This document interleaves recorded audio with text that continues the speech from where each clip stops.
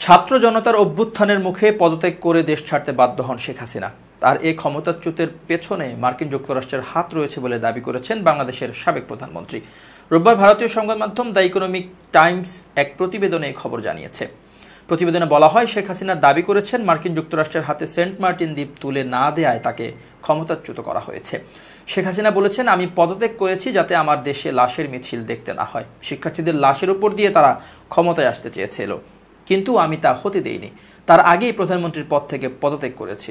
হাসিনার দাবি, আমেরিকার কথা মতো বঙ্গোপসাগরে একক আধিপত্যের জন্য সেন্ট মার্টিন দ্বীপ তাদের ছেড়ে না দেয়ার মাসুলেই ক্ষমতাচ্যুত করা।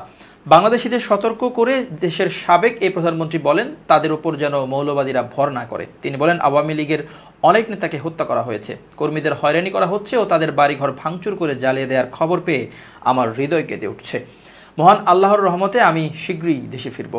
আওয়ামী লীগ বারবার উঠে দাঁড়িয়েছে, আবারও দাঁড়াবে। কোটা আন্দোলন ও শিক্ষার্থীদের বিক্ষোভের কথা উল্লেখ করে শেখ হাসিনা বলেন, আমি বাংলাদেশের তরুণ শিক্ষার্থীদের আবারও বলতে চাই, আমি কোনোভাবেই তোমাদের রাজাকার বলিনি, বরং তোমাদের উত্তেজিত করতে আমার কথাগুলো বিকৃত করা হয়েছিল।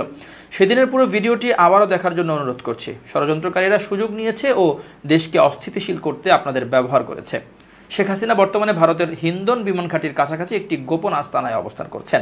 যতক্ষণ না তার পরবর্তী আশ্রয়ের ঠিকানা নির্ধারিত হয়, হাসিনা নয়াদিল্লিতেই থাকবেন। ধারণা করা হচ্ছে, শেখ হাসিনাকে দীর্ঘ সময়ের জন্য ভারতে থাকতে হতে পারে। তবে ভারতে রাজনৈতিক আশ্রয়ের আইনি সুযোগ না থাকায় ভিসার মাধ্যমে তিনি দিল্লিতে থাকবেন।